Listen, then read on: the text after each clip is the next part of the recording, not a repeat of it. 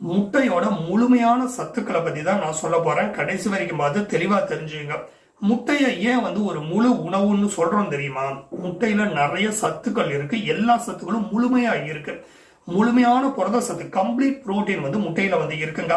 இது உடலுடைய வளர்ச்சிக்கு ரொம்ப யூஸ்ஃபுல்லா இருக்கு. உடல்ல இருக்கக்கூடிய பழுதுகளை சரி செய்யுது, அதாவது ரிப்பேர் பண்ணுது, குரோத்தும் பண்ணுது.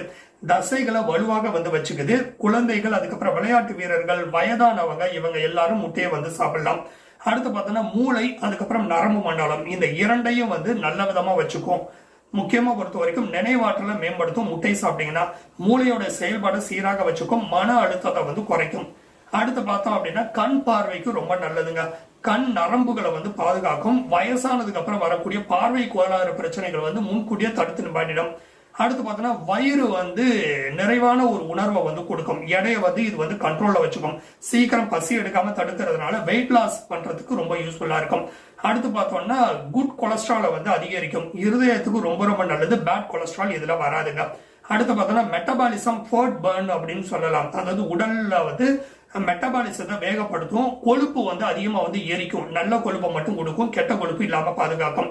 அடுத்து பார்த்தோம்னா வைட்டமின் ஏ, டி, இ, அதுக்கப்புறம் வைட்டமின் கே, வைட்டமின் B12 இது எல்லாமே இதுல இருக்கிறதுனால எலும்புகளை வலுவாக வச்சுக்குது. நோய் எதிர்ப்பு சக்தி அதிகரிக்குது. ரத்த உற்பத்தி அதிகரிக்குது. நரம்பு மண்டலத்தை ஆரோக்கியமா வச்சுக்குது. அடுத்து பார்த்தோம்னா வைட்டமின் டி இதுல கூடுதலா இருக்கு. சோ இது எலும்புகளையும் பற்களையும் வலுவாக வச்சுக்குது.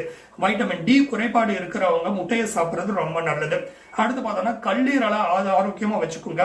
அத்தியாவசியமான ஊட்டச்சத்துக்கள் எல்லாமே இதுல இருக்கிறதுனால கல்லீரலை ஆரோக்கியமா வச்சுக்கும். கல்லீரல் செயல்பட்ட சீராக வச்சுக்கும். கர்ப்ப காலத்துல குழந்தைகளுடைய மூளை வளர்ச்சிக்கு, அதாவது பிரெக்னண்டா இருக்கக்கூடிய லேடிகள் சாப்பிட்டீங்கன்னா அவங்களுடைய வயிற்றுல இருக்கக்கூடிய பேபிஸ் நல்ல விதமா வளரும். ஃபேட்டல் டெவலப்மெண்ட்டுக்கு உதவுங்க. முட்டையில பொறுத்த வரைக்கும் புரத சத்து, வைட்டமின்கள், நல்ல கொழுப்பு இது எல்லாமே இருக்கு. இது மூளைக்கும் கண்களுக்கும் ஆரோக்கியத்தை கொடுக்கும். தினமும் ஒரு முட்டையை தாராளமா சாப்பிடலாம். அதே நேரத்தில் கொலஸ்ட்ரால், இருதய நோய், கல்லீரல் பிரச்சனை இதெல்லாம் இருந்துச்சுன்னா உங்களுடைய டாக்டர் கிட்ட ஆலோசனை கேட்டதுக்கு அப்புறம் மட்டும் முட்டையை சாப்பிடுங்க.